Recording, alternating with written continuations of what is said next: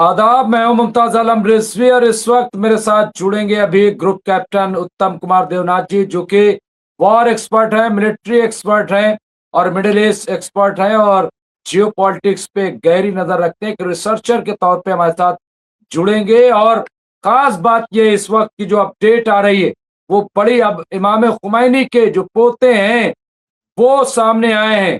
उन्होंने कहा है कि अमेरिका पर ये बहुत बड़ी जीत है और असली जिहाद तो अब शुरू होगा। ये खुमैनी साहब के, इमाम खुमैनी के पोते हसन खुमैनी का ये बयान आया है। हसन खुमैनी वही है जिन्होंने कहा था कि जब तक इजराइल रहेगा तब तक इस हल्के में, इस क्षेत्र में, खित्ते में अमन नहीं हो सकता। तो अब उन्होंने ये बयान दिया है। दूसरी तरफ कई ईरानी बड़े लीडर, साबिक वज़राए जो है वज़रा और इसके अलावा प्रेसिडेंट, सब इसका बड़ा खैर मकदम कर रहे हैं और मसूद पेजेश्कियान भी काफी खुश हैं क्योंकि डिजिटल साइन हो गया। इधर मसूद पेजेश्कियान साइन कर रहे हैं और वो सोशल मीडिया पर दिखा रहे हैं, और दूसरी तरफ डोनाल्ड ट्रंप है तो दोनों ने साइन भी कर दिया है। तो क्या इसके मायने समझे जाएं? ये जो ईरान कह रहा है कि असल जिहाद अब शुरू होगा, इसके साथ साथ एक और नैरेटिव गढ़ा जा रहा है जो वेस्टर्न मीडिया की तरफ से, वो ये कि आखिर अब कौन लीडर होगा, शिया या सुन्नी। जबकि कभी भी ईरान ने लीडर बनने का दावा नहीं किया, किसी भी ताकतवर होकर के किसी पे कब्जा करने वाली बात नहीं की, लेकिन फिर एक बार इस तरह का नैरेटिव गढ़ा जा रहा है।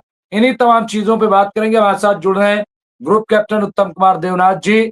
बहुत बहुत खैर मकदम है। मैंने पहले इंट्रो कराया कि आप वॉर एक्सपर्ट हैं, मिलिट्री एक्सपर्ट हैं और जियो पॉलिटिक्स पे बड़ी गहरी नजर रखते हैं। एक रिसर्चर के तौर पे हम उन्हें जानते हैं और तमाम नेशनल इंटरनेशनल चैनलों पे बहुत ही मुतवाजिन तरीके से अपनी गुफ्तगू करते हैं। मैं इस्तकबाल करता हूँ, खैर मकदम करता हूँ। और कैप्टन साहब, क्या कहेंगे? साइन भी हो चुका है और दोनों प्रेसिडेंट, ईरान के और अमेरिका के, पहली बार इस तरह से हम देख रहे हैं। भले ही वो डिजिटल हो लेकिन दोनों प्रेसिडेंट वो साइन कर रहे हैं और बड़ा खुश हैं। कैप्टन साहब। डॉक्टर रिजवी, शुक्रिया। पहले तो बड़ा ही खुशनुमा माहौल है पूरी दुनिया में। पूरी दुनिया चाहती थी कि ईरान पर बम गिरने बंद हो। ना सिर्फ दुनिया के 56 मुस्लिम देश वरन बाकी सारे 196 देश चाहते थे और दिली तमन्ना थी कि ईरान पर किसी तरह का हमला ना इजराइल से हो ना अमेरिका से हो। ऐसा हो गया है। दूसरी बात, पूरी दुनिया की दिली तमन्ना ये है कि भविष्य में भी कभी भी इजराइल को या अमेरिका को ये मौका नहीं मिलना चाहिए कि वो किसी भी तरह से गलती से भी ईरान पर कोई बमबारी करें। अब जब ये एमओयू साइन हो गया है, समझना पड़ेगा ये एक अंडरस्टैंडिंग है, तो इसकी कद्र करनी पड़ती है क्योंकि समझौता अलग चीज है और एमओयू अंडरस्टैंडिंग है। अंडरस्टैंडिंग का मतलब है कि लीगल वैलिडिटी थोड़ी कम होती है। लेकिन फिर से बात जो बहुत ही खूबसूरत है फिलहाल कि पिछले 4 दिन से कोई बॉम्ब्स नहीं गिर रहे हैं और पिछले 4 दिन से कोई मिसाइलें भी लॉन्च नहीं हो रही हैं। ऐसे में बहुत जल्दी हम उम्मीद करते हैं कि स्ट्रेट ऑफ हॉर्मुज को खोलने का जो कवायद चालू हुआ है वो बहुत जल्दी अपने अंजाम पर पहुंचेगा। सारी माइंस क्लियर कर दी जाएंगी और बहुत जल्दी स्ट्रेट ऑफ हॉर्मुज अंदर जाने वाले जहाज और बाहर आने वाले जहाज आराम से बिना रोक टोक के बेखौफ होकर अंदर बाहर जा सकेंगे, जैसा कि माहौल 28 फरवरी के हमले के पहले था। जी डॉक्टर रिजवी। नहीं नहीं, बिल्कुल ये सही कह रहे हैं और ये आना जाना भी शायद शुरू हो गया है। ऐसी खबरें भी आ रही हैं कि वो माहौल बन गया है और फौजें भी वापस हो रही हैं। लेकिन कैप्टन साहब, इजराइल लेबनान पे अभी भी थोड़े थोड़े, बहुत बड़े तो नहीं, लेकिन हमले कर रहा है, वो मान नहीं रहा है। हालांकि डोनाल्ड ट्रंप ने बहुत सख्ती से कहा है ये सब बंद करो और यहाँ तक कि एक लॉलीपॉप भी दिया कि भाई तुम ये सब क्यों कर रहे हो, इनके लिए तो अलशरा काफी है, तुम बिला वजह मेहनत कर रहे हो। इस तरह की बातें हैं। लेकिन इजराइल क्या मानेगा? क्या इजराइल इस बात से खुश होगा? भले ही ट्रंप खुश हो रहे हो, इधर पिज़िशकियान खुश हो रहे हो, दुनिया खुश हो रही है, लेकिन इजराइल का क्या होगा? वहां तो मातम है कैप्टन साहब। जी हाँ डॉक्टर रिजवी, नेतन्याहू ने बार बार ये बयान दिया है और अब भी बयान दिया है कि वह इस एमओयू को कोई तवज्जो नहीं देते। उन्होंने कहा है कि जहां तक इजराइल है, इजराइल लगातार जंग लड़ता रहेगा, खास तौर से हिजबुल्लाह के खिलाफ। लेकिन डॉक्टर रिजवी, फिलहाल हो ये रहा है कि पिछले 4 दिन से 3 दिन से 2 दिन से लगातार इजराइल शायद कुछ हद तक अमेरिका के दबाव में आकर बेरूत के ऊपर बड़े हमले नहीं कर रहा। जो मेन हिस्सा है जहां बड़ी तादाद में आबादी रहती है, बेका वैली, वहां पर बड़े हमले नहीं कर रहा। अभी इजराइल हमले कर रहा है लिटानी रिवर के उत्तर में और लिटानी रिवर के दक्षिण में हिजबुल्लाह के ठिकानों पर। हम उम्मीद करते हैं कि बहुत जल्दी फिर से इस बार एक और शांति वार्ता लेबनान की बेरूत सरकार के बीच में होगा, इजराइल के बीच में होगा, जिसमें इस तरह की अंडरस्टैंडिंग हो जाएगी कि जितने हिजबुल्लाह के लड़ाके हैं वो उत्तर की तरफ, नॉर्थ की तरफ कूच कर जाएंगे और लिटानी रिवर के आसपास कोई भी हिजबुल्लाह की यूनिट नहीं होगी। और उसका सेकंड पार्ट ऐसे होना चाहिए, जो कि पहले भी हो चुका है, कि जैसे ही हिजबुल्लाह साउथ लेबनान, दक्षिण लेबनान को खाली करके टेम्पररीली नॉर्थ की तरफ चला जाएगा, तो इजराइल भी अभी जो उसने लेबनान के करीबन 20% एरिया को काबू में लिया हुआ है लिटानी रिवर तक, उसको खाली करके आईडीएफ की फौजें भी वापस इजराइल चली जाएंगी। वही एक परमानेंट सोल्यूशन लेबनान और इजराइल के बीच में होगा, ऐसा उम्मीद कर सकते हैं। जी डॉक्टर रिजवी। नहीं बिल्कुल, ये हो सकता है। और देखिए, इजराइल को भी पता है कि तने तनहा लड़ पाना बगैर अमेरिका की मदद के जंग को जारी रखना ये बहुत मुश्किल हो जाएगा। भले ही वो कब्जा उन्होंने काफी हद तक किया हो, लेकिन प्रॉक्सी जो है वो खामोश बैठ गई हो, क्योंकि ईरान ने कहा कि देखिए, हमारी जो भी प्रॉक्सीज रही या जो भी ये मोर्चे पे लोग रहे, चाहे हिजबुल्लाह हो, हमास हो, अंसारुल्लाह लाहौती हो या अब्दुल शाबी हो, ये सब अपने स्टैंड पे कायम रहे, मरते रहे, लेकिन वो पीछे नहीं हटे, वो लड़ते रहे। तो उन्होंने कहा ये हमारी जो इस्तकामत है ये बहुत ही स्ट्रांग रही है। अब ऐसे में देखिए, ईरान को बहुत बड़ा फायदा होने वाला है।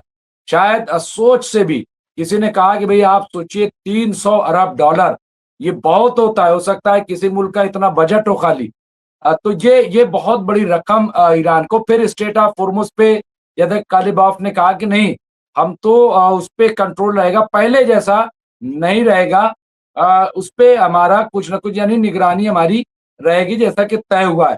तो ये भी, और अब अमेरिका इस बात से खुश है कि वो भी ग्रीन कार्ड या अथॉरिटी लेटर जो है जारी कर सकेगा स्टेट ऑफ होर्मुज। तो ईरान से कहेगा हाँ भैया, अच्छा इनको चले जाने दो, तो ईरान कहेगा अच्छा चलिए अब आपका लेटर है। तो एक जो है वो एक इस तरह की चीजें, कैप्टन साहब, ये जब मैं आपसे बात करता हूँ तब ये आपकी जबान थोड़ी थोड़ी सीखता हूँ, बड़ा अच्छा लगता है आप जब बोलते हैं इस तरह। तो ये आपका क्या, चलो ठीक है भाई, अब निकल जाओ, चलो ये सुपर थोड़ा बन रहे।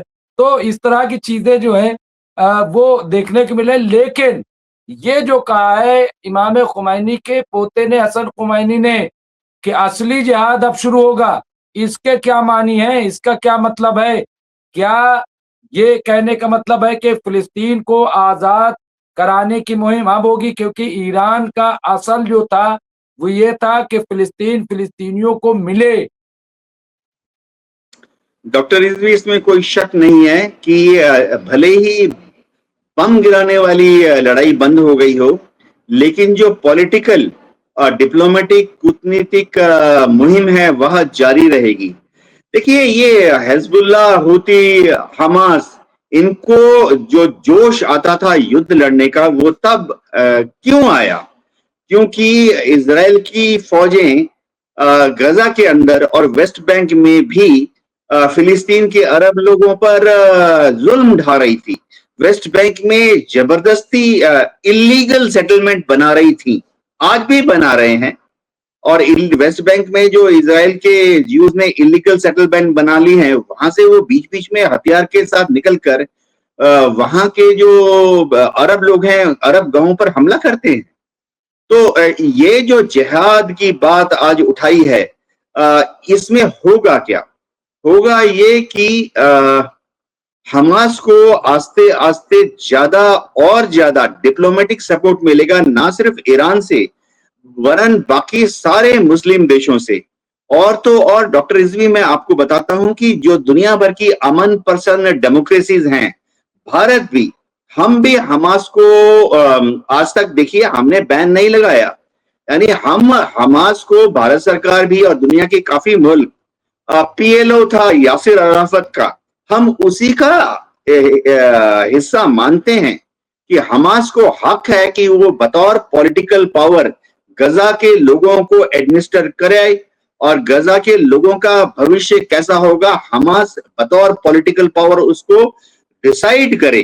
तो दुनिया भर के जो देश हैं वो रिसोर्सेस देना चाहते हैं, अरब मुल्क भी देते रहे हैं, कतार भी देता रहेगा, हो सकता है भविष्य में भारत भी रिसोर्सेस मुहैया कराएगा हमास को, कि हमास रीबिल्डिंग ऑफ गजा अपने दम खम पर कर सके।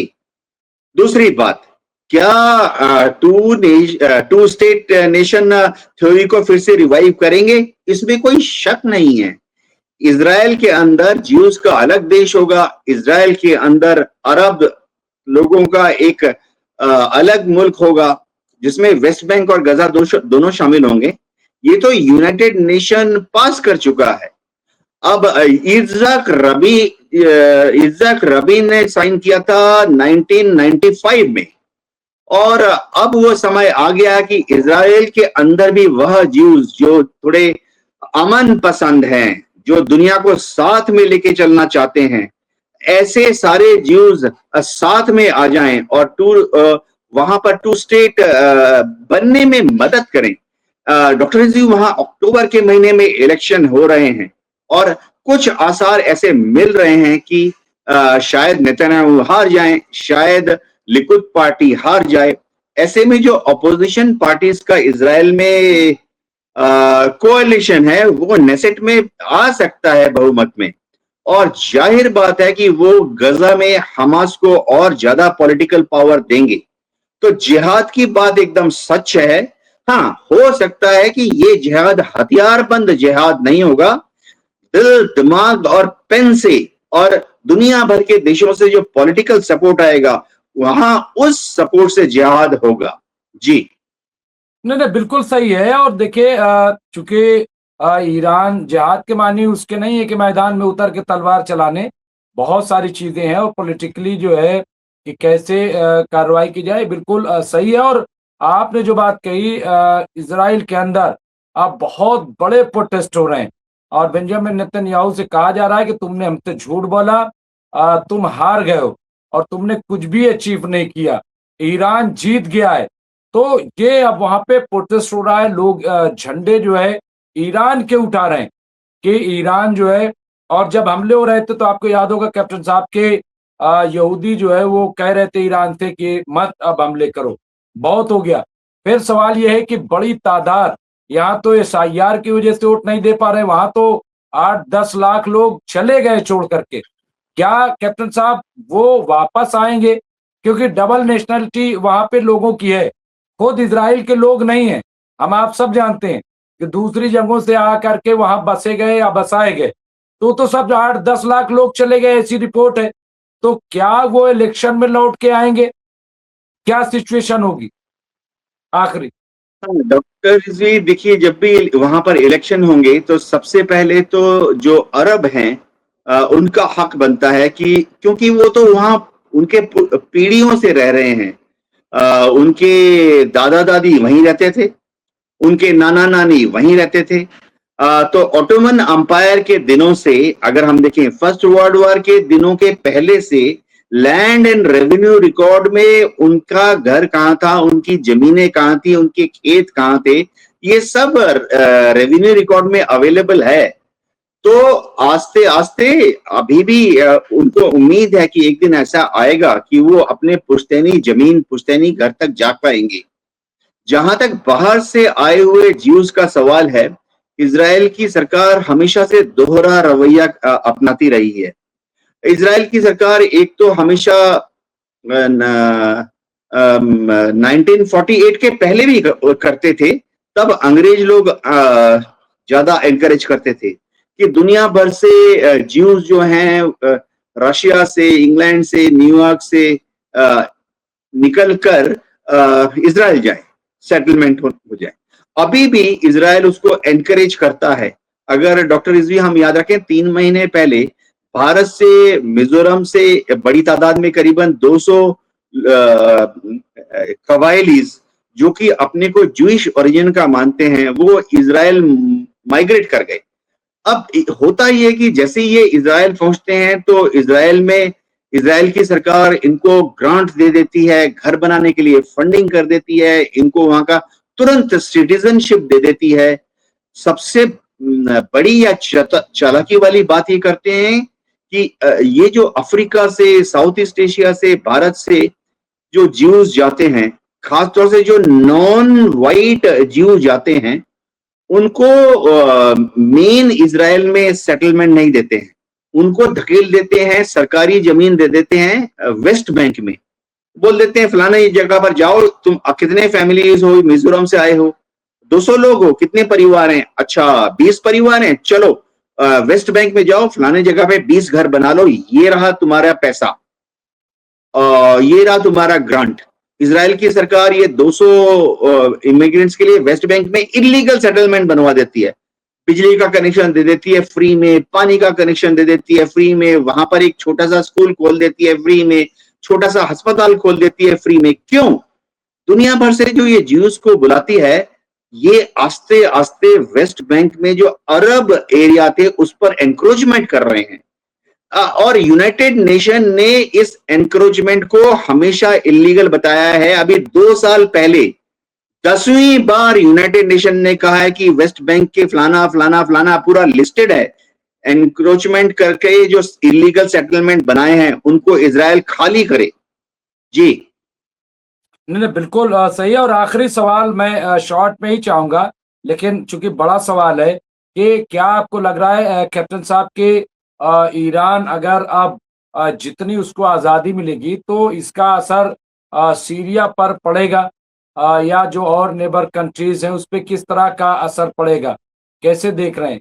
पॉजिटिव पड़ेगा, निगेटिव पड़ेगा, कैसा?